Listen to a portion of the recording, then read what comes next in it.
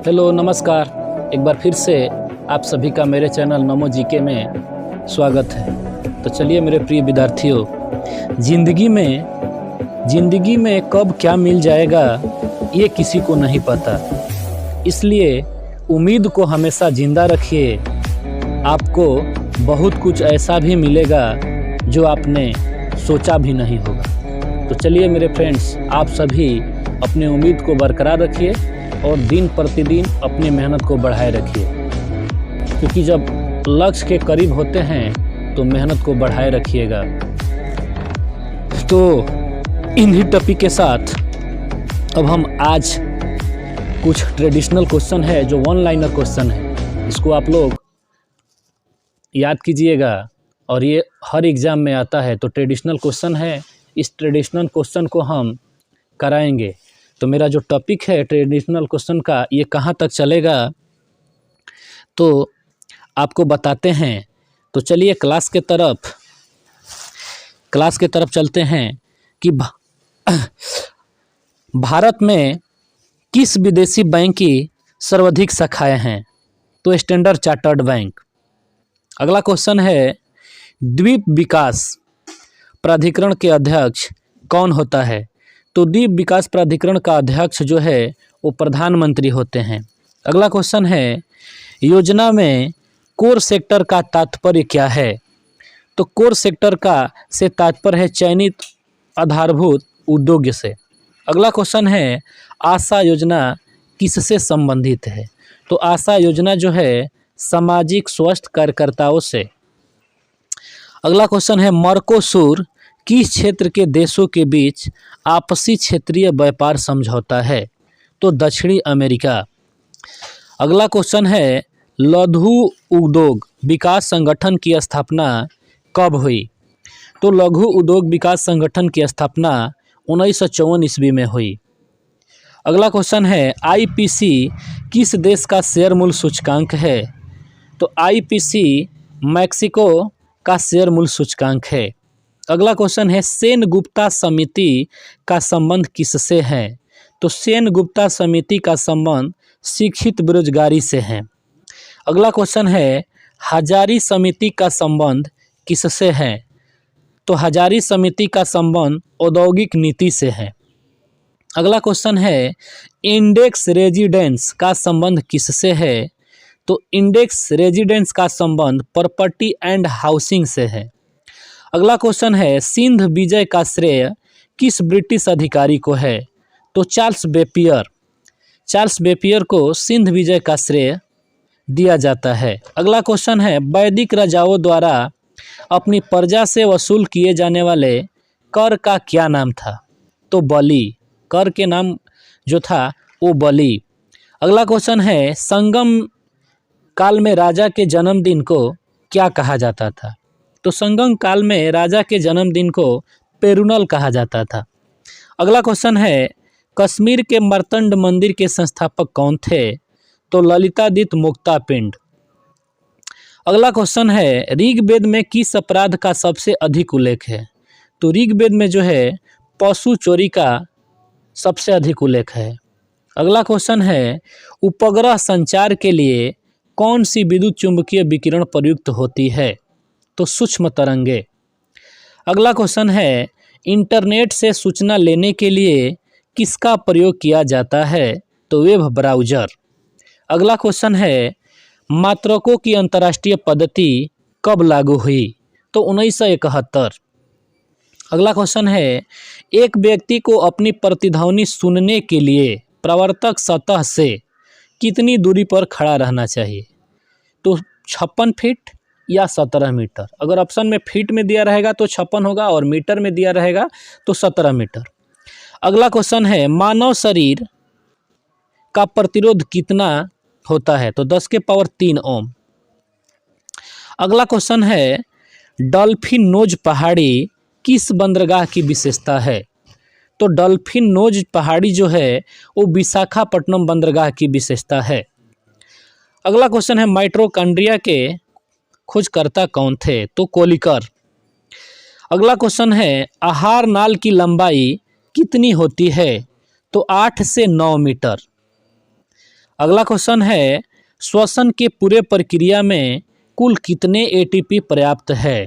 तो 38। अगला क्वेश्चन है मानव शरीर में तांबे की वृद्धि होने पर कौन सा रोग होता है? तो विल्सन रोग। अगला क्वेश्चन है चुंबकीय डिस्क की परत बनी होती है यानी आयरन ऑक्साइड की बनी होती है। बरदौली सत्याग्रह के समय मुंबई प्रेसिडेंसी का गवर्नर कौन था? तो लेस्ली विल्सन। लेस्ली विल्सन जो था वो गवर्नर था। उड़ीसा में सिमलीपाल वन्यजीव अभयारण्य कहाँ स्थित है? तो मयूरभंज जिले में स्थित है। अगला क्वेश्चन है भारत सरकार की पहली राष्ट्रीय वन नीति कब जारी की गई थी? तो 1952 में। पहली राष्ट्रीय वन नीति जो है भारत सरकार द्वारा 1952 में जारी की गई थी। ईवीएम का प्रयोग भारतीय चुनाव में कब से प्रारंभ हुआ? तो 1988 से केरल के निकाय चुनाव से। अगला क्वेश्चन है कलिबंगा मोहनजोदड़ो कहाँ स्थित है? तो सिंध में। कलिबंगा जो है वो राजस्थान में पड़ता है, जबकि मोहनजोदड़ो जो है वो सिंध पाकिस्तान में पड़ता है, तो ऐसे याद रखिएगा। सिंधु सभ्यता में बृहत स्नानागार कहाँ पाया गया है? तो मोहनजोदड़ो से। अगला क्वेश्चन है सिंधु सभ्यता के मुद्रा में किस देवता का चित्रण मिलता है? तो अधिशिव। इसमें अधिशिव दिया है तो अधिशिव का चित्रण मिलता है। अगला क्वेश्चन है लोथल किस राज्य में है? तो लोथल जो है वो गुजरात में है।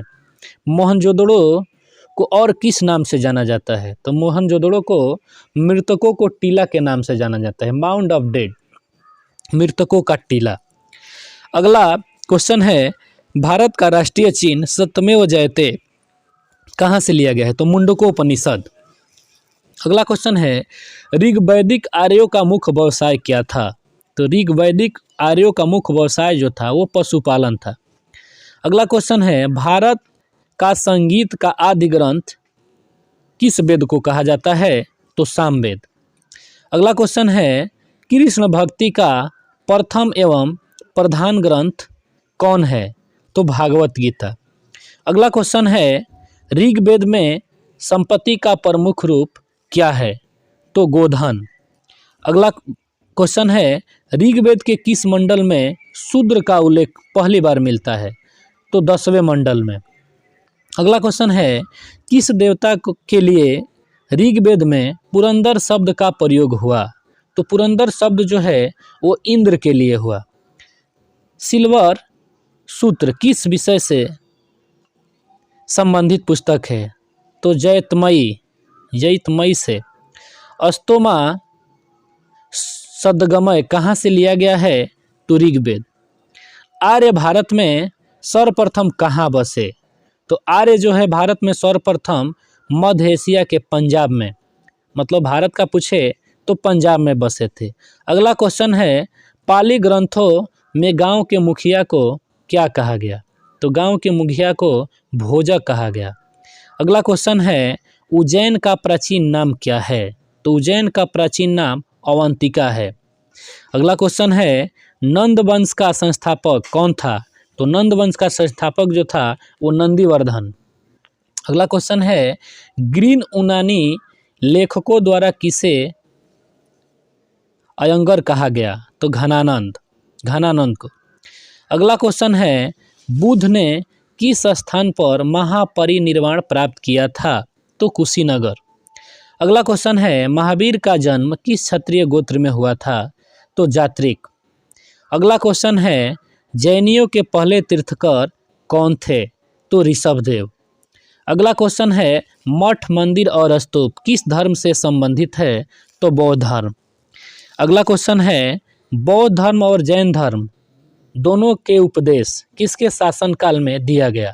तो बिम्बिसार जो थे वो हर्यक वंश के शासक थे, तो बिम्बिसार के शासनकाल में ये दोनों उपदेश दिए गए थे। अगला क्वेश्चन है बौद्ध धर्म का प्रथम उपदेश कहाँ दिया गया? तो बौद्ध धर्म का प्रथम उपदेश जो है वो सारनाथ में दिया गया। अगला क्वेश्चन है सिद्धार्थ को ज्ञान की प्राप्ति कहाँ हुई? तो बोधगया। लाइट ऑफ एशिया किसे कहा जाता है? तो महात्मा बुद्ध। अगला क्वेश्चन है सारनाथ में बुद्ध के प्रथम प्रवचन क्या कहलाता है? तो धम्मचक्र प्रवर्तन। अगला क्वेश्चन है, बौद्ध धर्म में समाज के निम्न वर्गों पर महत्वपूर्ण प्रभाव डाला। किन वर्गों पर? तो महिला और शूद्र। अगला क्वेश्चन है, बुद्ध के गृह त्याग का प्रतीक क्या था? तो बुद्ध के प्रतीक गृह त्याग का प्रतीक था घोड़ा। अगला क्वेश्चन है, गौतम बुद्ध द्वारा भिक्षुणी संघ की स्थापना कहाँ हुई? तो कपिलवस्तु में। अगला क्वेश्चन है, महावीर का मूल नाम क्या था? तो महावीर का मूल नाम वर्धमान था। किसे एशिया की रोशनी यानी लाइट ऑफ एशिया, एशिया का ज्योतिपुंज किसे कहा जाता है? तो गौतम बुद्ध को। अगला क्वेश्चन है, दिलवाड़ा का जैन मंदिर का निर्माण किसने करवाया? तो चालुक्यों ने। अगला क्वेश्चन है, जैन परंपरा के अनुसार महावीर कौन तीर्थकर थे? तो महावीर जो थे वो 24वें तीर्थकर थे। अगला क्वेश्चन है, कौटिल्य या चाणक्य किसका प्रधानमंत्री था? तो ये जो था वो चंद्रगुप्त मौर्य के प्रधानमंत्री थे। कलिंग विजय किस युद्ध के बाद अशोक ने कलिंग विजय के बाद अशोक ने, ऐसे होना चाहिए, कलिंग युद्ध के विजय के बाद अशोक ने किस धर्म को अपनाया? तो कलिंग का युद्ध जो है 261 ईसा पूर्व में हुआ था और उसमें उस विजय के बाद अशोक ने किस धर्म को अपनाया?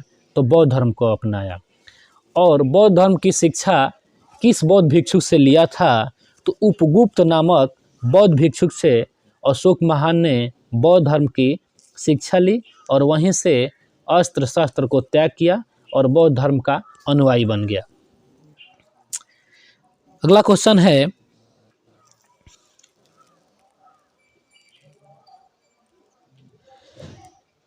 सांची कला और मूर्ति कला का निर्माण किस धर्म से संबंधित है? तो बौद्ध धर्म से। अगला क्वेश्चन है, प्राचीन भारत का प्रसिद्ध शासक जिसने अपने अंतिम दिन में जैन धर्म को अपनाया वो कौन था? तो चंद्रगुप्त मौर्य, जो मौर्य वंश का संस्थापक था। अगला क्वेश्चन है, मौर्य वंश के स्थापना किसने की? तो मौर्य वंश की स्थापना चंद्रगुप्त मौर्य ने की थी। अगला क्वेश्चन है, मुद्रा राक्षस के लेखक कौन है? तो विशाखदत्त। अगला क्वेश्चन है, अशोक का उत्तराधिकारी कौन था? तो अशोक का उत्तराधिकारी जो था वो कुणाल था। अगला क्वेश्चन है, रेशम मार्ग सिल्क रूट किसने आरंभ किया? तो कनिष्क ने। अगला क्वेश्चन है, किस शासक ने बड़े पैमाने पर स्वर्ण मुद्रा चलाई? तो कुषाण वंश के शासकों ने बड़े पैमाने पर स्वर्ण मुद्रा एवं शुद्ध मुद्रा चलाई। चरक और नागार्जुन किसके दरबार में थे? तो कनिष्क। अगला क्वेश्चन है, शक संवत का प्रबंध किस सम्राट के शासनकाल में 78 ईस्वी में हुआ? तो कनिष्क। शंख संवत की शुरुआत 78 ईस्वी में कनिष्क द्वारा हुआ।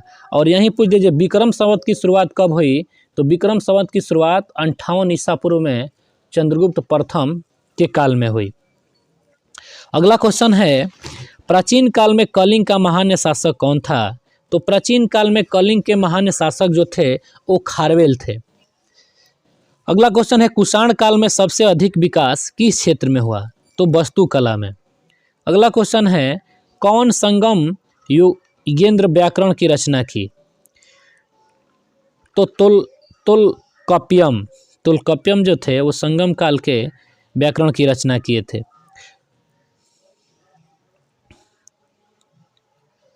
मौर्य होना चाहिए यहाँ। मौर्य राज की प्राचीन मुद्रा का नाम क्या था? तो पर्ण। अगला क्वेश्चन है, अर्थशास्त्र के लेखक किसके समकालीन थे? अर्थशास्त्र के लेखक जो चाणक्य थे वो चंद्रगुप्त के काल में थे। तो आज के लिए इतना ही। अगला टॉपिक जो होगा हम लोगों का एम से होगा, तो M1 से लेके M10 तक अगले वीडियो में कराया जाएगा। तब तक के लिए कुछ मोटिवेशनल बातें।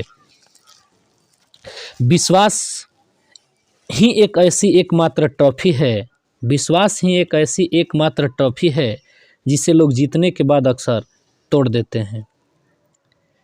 जिसने कभी मुश्किल वक्त नहीं देखा, जिसने कभी मुश्किल वक्त नहीं देखा, उसे अपनी ताकत का एहसास कभी नहीं होगा।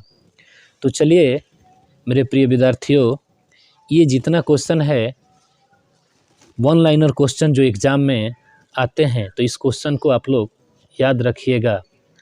नेक्स्ट इसी उम्मीद के साथ हम अगले वीडियो में आएंगे। अगर कोई टॉपिक लगे कि नहीं ये टॉपिक से क्वेश्चन बना दिए, तो आप कमेंट के माध्यम से आप हमें बता सकते हैं। तो आज के लिए इतना ही, तब तक के लिए धन्यवाद।